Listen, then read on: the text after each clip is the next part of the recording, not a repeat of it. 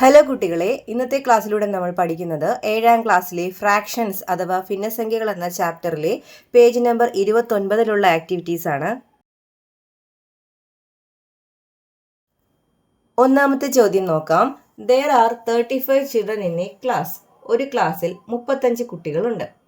3/5 of them are girls. ഇതിൽ 3 ഭാഗം പെൺകുട്ടികളാണ്. How many girls are there in the class? ക്ലാസ്സിൽ എത്ര പെൺകുട്ടികളുണ്ട്? അപ്പോൾ ഒരു ക്ലാസ്സിനകത്ത് ഉള്ള കുട്ടികളുടെ എണ്ണം എന്ന് പറയുന്നത് 35ആണ്. ടോട്ടൽ ചിൽഡ്രൻ അല്ലേ? ടോട്ടൽ ചിൽഡ്രൻ എത്രയാണ്? ടോട്ടൽ നമ്പർ ഓഫ് ചിൽഡ്രൻ എത്രയാണ്? 35. 35 കുട്ടികളാണ്. ഇനി അതിൽ നമ്പർ ഓഫ് ഗേൾസ് എന്ന് പറയുന്നത് പെൺകുട്ടികളുടെ എണ്ണം എത്രയാണെന്ന് പറഞ്ഞിട്ടില്ല, അതൊരു പാർട്ടായി പറഞ്ഞിട്ടുണ്ട്. എത്രയാണ്? 3/5 പാർട്ട് ഓഫ് ടോട്ടൽ കുട്ടികളുടെ 3 ഭാഗമാണ് ഗേൾസിൻ്റെ എണ്ണം. 3/5 ഓഫ് ടോട്ടൽ എത്രയാണ്? 35. അപ്പോൾ 3/5 ഓഫ് 35. 3/5 ഓഫ് മാറ്റിയാൽ നമുക്ക് ഇൻറ്റു കൊടുക്കാം. 3/5 ഇൻറ്റു 35 എന്ന് ചെയ്യാം. ഇവിടെ ഈ 5ഉം ഈ 35ഉം കൂടി നമുക്ക് ക്യാൻസൽ ചെയ്ത് ചെയ്യാം. അല്ലെങ്കിൽ 3യും 35ഉം കൂടി ഇൻറ്റു ചെയ്ത് 5 കൊണ്ട് ഡിവൈഡ് ചെയ്തും ചെയ്യാം. രണ്ട് രീതിയിൽ ചെയ്യാം. ഇപ്പോൾ എളുപ്പമാർഗ്ഗത്തിൽ ഞാനിവിടെ പറഞ്ഞുതരാം. ഈ 5ഉം 35ഉം കൂടെ നമുക്ക് ക്യാൻസൽ ചെയ്യാം. 5ൻ്റെ ടേബിളിലുള്ള നമ്പർ ആണല്ലോ 35. അപ്പോൾ 1 5 ഈസ് 5. എത്ര 5 ആണ്? 35. 7 5s are 35. മുകളിൽ എന്തൊക്കെയുള്ളത്? 3 ഇൻറ്റു 7. ഡിനോമിനേറ്റർ 1 അല്ലേ? ആ 1 നമ്മൾ എഴുതാറില്ലല്ലോ ഡിനോമിനേറ്ററിൽ. 3 ഇൻറ്റു 7 എത്രയാണ്? 21. അപ്പോൾ എത്ര ഗേൾസ് ആണുള്ളത്? 21 ഗേൾസ് ആണുള്ളത്. മലയാളം മീഡിയത്തിലെ കുട്ടികൾക്കായി ആകെ കുട്ടികളുടെ എണ്ണം 35. പെൺകുട്ടികളുടെ എണ്ണം 35ൻ്റെ 3 ഭാഗം, അതായത് 35നെ 3 കൊണ്ട് ഗുണിച്ച് നോക്കുക. 5 35ഉം കൂടെ വെട്ടിക്രിയ ചെയ്യുമ്പോൾ 7 എന്ന് കിട്ടും. 7 ഇൻറ്റു 3 21. പെൺകുട്ടികളുടെ എണ്ണം 21. രണ്ടാമത്തെ ചോദ്യം എന്താണെന്ന് നോക്കാം. 10 kilograms of rice is filled equally in 8 bags. 10 kilogram അരി 8 സഞ്ചികളിൽ ഒരുപോലെ നിറച്ചു. If the rice in 3 such bags are taken together, how many kilograms would that be? അതിൽ 3 സഞ്ചിയിലെ അരി ഒന്നിച്ചെടുത്താൽ എത്ര കിലോഗ്രാമായി?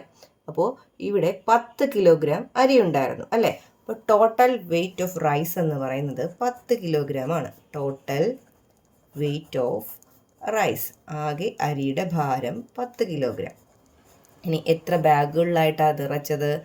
നമ്പർ ഓഫ് ബാഗ്സ്, എത്ര സഞ്ചികളായിരുന്നു? Number of bags equals 8. 8 ബാഗുകൾ ഉണ്ടായിരുന്നു. അപ്പോൾ ആകെ ഉണ്ടായിരുന്നത് 10 കിലോഗ്രാം റൈസാണ്. 8 ബാഗുകളായിട്ട് തുല്യമായി നിറയ്ക്കണം. അങ്ങനെയാണെങ്കിൽ weight of rice in each 1 bag, weight of rice in 1 bag, ഒരു ബാഗിലെ റൈസിൻ്റെ അളവ് എത്രയാണ്? മൊത്തത്തിലുണ്ടായിരുന്നത് 10 കിലോഗ്രാം, നിറയ്ക്കേണ്ടത് 8 ബാഗുകൾ. അപ്പോൾ എത്രയായിരിക്കും? 10/8 കിലോഗ്രാം ആണ് ഒരു ബാഗിൽ വേണ്ടത്, കാണേണ്ടത്. നമുക്ക് കണ്ടുപിടിക്കേണ്ടത് എന്താണ്? ഇതുപോലുള്ള 3 ബാഗുകളിലെ അരി ഒരുമിച്ചെടുത്താൽ എത്രയായിരിക്കും എന്നാണ്. അപ്പോൾ weight of rice in 3 bags, 3 ബാഗുകളിലെ അരിയുടെ അളവാണ് കാണേണ്ടത്. ഒരു ബാഗിൽ 10/8 ആണെങ്കിൽ 3 ബാഗിൽ 3 ഇൻറ്റു 10/8. 3 ഇൻറ്റു 10 30. 30/8. നമുക്ക് ഇതിനെ ഒന്ന് ചെറുതാക്കി എഴുതാം. 30/8. 8ൻ്റെ ടേബിളിൽ എത്രയാണ്? 3 8s are 24 അല്ലേ? 30/24 6 മൈനസ് ചെയ്യുമ്പോൾ 30 - 24 6 എന്ന് വരും. അപ്പോൾ ആൻസർ 3 and 6/8 എന്ന് വരും. ഈ 6/8നെ ഒന്നുകൂടി ചെറുതാക്കുമ്പോൾ 2 വെച്ച് ക്യാൻസൽ ചെയ്യുമ്പോൾ 3, ഇതിനെ 2 വെച്ച് ക്യാൻസൽ ചെയ്യുമ്പോൾ 4. അപ്പോൾ 3 and 3/4 കിലോഗ്രാമാണ് ഓരോ സഞ്ചിക്കകത്തും, അല്ല 3 സഞ്ചിക്കകത്ത് 3 സഞ്ചികളിലും കൂടി 3 and 3/4 കിലോഗ്രാമാണ് ഉള്ളത്. ആൻസർ മലയാളത്തിൽ: ആകെ അരിയുടെ ഭാരം 10 കിലോഗ്രാം, സഞ്ചികളുടെ എണ്ണം 8, ഒരു സഞ്ചിയിലെ അരിയുടെ ഭാരം 8ൽ 10 കിലോഗ്രാം, 3 സഞ്ചികളിലെ അരിയുടെ ഭാരം 3 × 8ൽ 10, അതായത് 30/8 എന്ന് കിട്ടും. അത് 3ഉം 8ൽ 6 എന്ന് നമുക്ക് ചെറുതാക്കി എഴുതാം. ഒന്നുകൂടി ചെറുതാക്കിയാൽ 3ഉം 4ൽ 3 കിലോഗ്രാം. അടുത്തതായി മൂന്നാമത്തെ ചോദ്യം എന്താണെന്ന് നോക്കാം. The area of the rectangle in the figure is 27 square centimetres. ചിത്രത്തിൽ കാണിച്ചിരിക്കുന്ന ചതുരത്തിൻ്റെ പരപ്പളവ് 27 ചതുരശ്ര സെൻറ്റിമീറ്റർ ആണ്. If it is divided into 9 equal parts, അതിനെ ഒരുപോലെ 9 തുല്യ ഭാഗങ്ങളാക്കിയാൽ what is the area of the darker part in square centimetre? ഘടിപ്പിച്ചിരിക്കുന്ന ഭാഗത്തിൻ്റെ പരപ്പളവ് എത്ര ചതുരശ്ര സെൻറ്റിമീറ്റർ ആണ്? അപ്പോൾ ഇവിടെ ചിത്രത്തിൽ തന്നിരിക്കുന്നത് ഒരു റെക്റ്റാങ്കിളാണ് അല്ലെ, ഒരു ചതുരമാണ്. ആ ചതുരത്തിൻ്റെ ഏരിയയും നമുക്ക് തന്നിട്ടുണ്ട്. അപ്പോൾ നമുക്ക് എഴുതാം ഏരിയ ഓഫ് ദ റെക്റ്റാങ്കിൾ. റെക്റ്റാങ്കിളിൻ്റെ ഏരിയ എത്രയാണ് തന്നിരിക്കുന്നത്? 27 സ്ക്വയർ സെൻറ്റിമീറ്റർ ആണ് ഏരിയ. ഈ വലിയ റെക്റ്റാങ്കിളിൻ്റെ ഏരിയയാണ് 27 സ്ക്വയർ സെൻറ്റിമീറ്റർ. ഇതിനകത്ത് നമുക്ക് ചെറിയ 9 റെക്റ്റാങ്കിൾസ് കാണാം. ഈ ചെറിയ 9 റെക്റ്റാങ്കിൾസിൻ്റെ കൂടി ആകെ ഏരിയയാണ് 27 സ്ക്വയർ സെൻറ്റിമീറ്റർ. അങ്ങനെയാണെങ്കിൽ ഏരിയ ഓഫ് 1 സ്മോൾ റെക്റ്റാങ്കിൾ എത്രയാണ്? 1 സ്മോൾ റെക്റ്റാങ്കിൾ മൊത്തത്തിലുള്ള ഏരിയ 27 ആണ്. അപ്പോൾ ഒരെണ്ണത്തിൻ്റെ കണ്ടുപിടിക്കാൻ ഇതിൽ എത്ര എണ്ണം ഉണ്ട്? 9 ചെറിയ റെക്റ്റാങ്കിൾസ് ഉണ്ട്. അപ്പോൾ 27നെ 9 കൊണ്ട് ഡിവൈഡ് ചെയ്യുക. അപ്പോൾ നമുക്ക് ഒരു ചെറിയ റെക്റ്റാങ്കിളിൻ്റെ ഏരിയ 3 സ്ക്വയർ സെൻറ്റിമീറ്റർ എന്ന് കിട്ടും. നമുക്ക് കണ്ടുപിടിക്കേണ്ടത് ഡാർക്കർ പാർട്ടിൻ്റെ ഏരിയയാണ്. ഈ കടുപ്പിച്ച് വരച്ചിരിക്കുന്ന പാർട്ടാണ്. കടുപ്പിച്ച് വരച്ചിരിക്കുന്ന പാർട്ടിൽ എത്ര റെക്റ്റാങ്കിൾ ഉണ്ട്? 1 2 3 4 5 റെക്റ്റാങ്കിൾസ് ഉണ്ടല്ലേ. അപ്പോൾ area of darker part equals ഒരു ചെറിയ റെക്റ്റാങ്കിളിൻ്റെ ഏരിയ 3 സ്ക്വയർ സെൻറ്റിമീറ്റർ ആണ്. ഡാർക്കർ പാർട്ടിൽ 5 റെക്റ്റാങ്കിൾ ഉള്ളത് കൊണ്ട് 5 × 3 ചെയ്ത് നോക്കുക. അപ്പോൾ 15 സ്ക്വയർ സെൻറ്റിമീറ്റർ ആണ് ഡാർക്കർ പാർട്ടിൻ്റെ ഏരിയ. മലയാളം മീഡിയത്തിലെ കുട്ടികൾക്കായി ചതുരത്തിൻ്റെ പരപ്പളവ് സമം 27 ചതുരശ്ര സെൻറ്റിമീറ്റർ. ഒരു ചെറിയ ചതുരത്തിൻ്റെ പരപ്പളവ് 27/9 സമം 3 ചതുരശ്ര സെൻറ്റിമീറ്റർ. കടുപ്പിച്ച് വരച്ച ഭാഗത്തിൻ്റെ പരപ്പളവ് 5 × 3 സമം 15 ചതുരശ്ര സെൻറ്റിമീറ്റർ. അടുത്തതായി നമുക്ക് പേജ് നമ്പർ 32 ആക്ടിവിറ്റീസ് നോക്കാം. ഒന്നാമത്തെ ചോദ്യം എന്തായിരുന്നു? Draw rectangles and find these products. ചതുരങ്ങൾ വരച്ച് ഈ ഗുണനഫലങ്ങൾ കണക്കാക്കുക. അപ്പോൾ ഇതിൽ 3 ചോദ്യങ്ങളുണ്ട്. ഒന്നാമത്തെ ചോദ്യം നോക്കാം. 1/2 × 1/4 എന്ന പ്രോഡക്റ്റാണ്, എന്ന ഗുണനഫലമാണ് നമ്മൾ ചതുരം വരച്ച് റെക്റ്റാങ്കിൾ വരച്ച് കണ്ടുപിടിക്കേണ്ടത്. അപ്പോൾ ആദ്യം നമുക്കൊരു റെക്റ്റാങ്കിൾ വരയ്ക്കാം. ഒരു റെക്റ്റാങ്കിൾ വരയ്ക്കുക.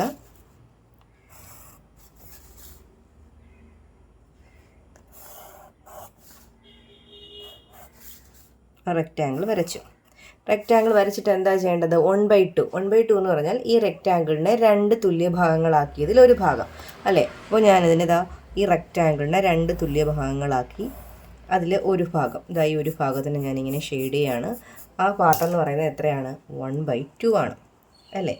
ഇനി ഇതിനെ എന്തുകൊണ്ട് ഇൻറ്റു ചെയ്യുന്നതാണ്? 1/4 കൊണ്ട് ഇൻറ്റു ചെയ്യുന്നതാണ് അല്ലേ. അപ്പോൾ ഞാൻ അതേ റെക്റ്റാങ്കിൾ തന്നെ താഴോട്ട് ഒന്ന് വരയ്ക്കുകയാണ്.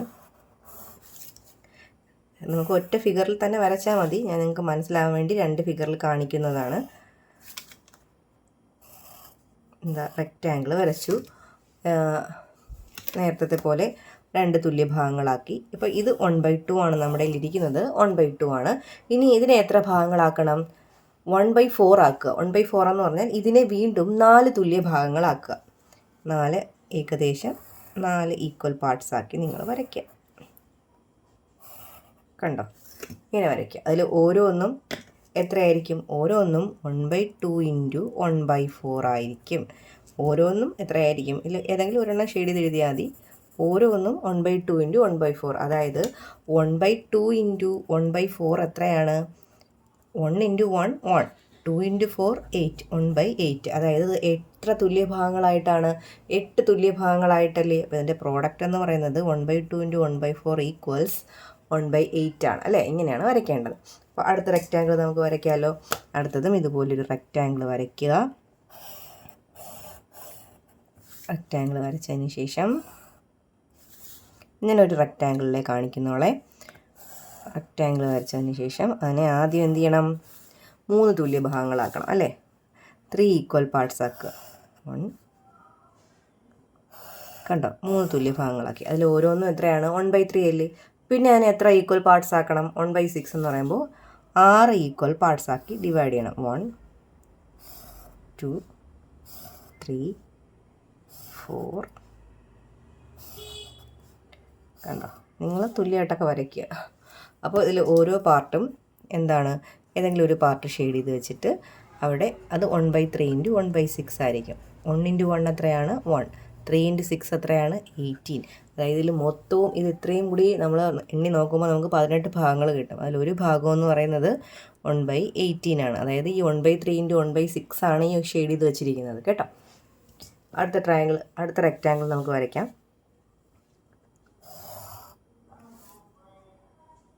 ഇതുപോലെ ഒരു റെക്റ്റാങ്കിൾ വരയ്ക്കുക. അതിനെ എത്ര തുല്യ ഭാഗങ്ങൾ ആദ്യം ആക്കുക? 1/5 × 1/8 ആണല്ലേ. അപ്പോൾ 1/5 ആകുമ്പോൾ ആദ്യം 5 തുല്യ ഭാഗങ്ങളാക്കി വരയ്ക്കുക. 2 തുല്യമായിട്ട് വരയ്ക്കുക കേട്ടോ. 3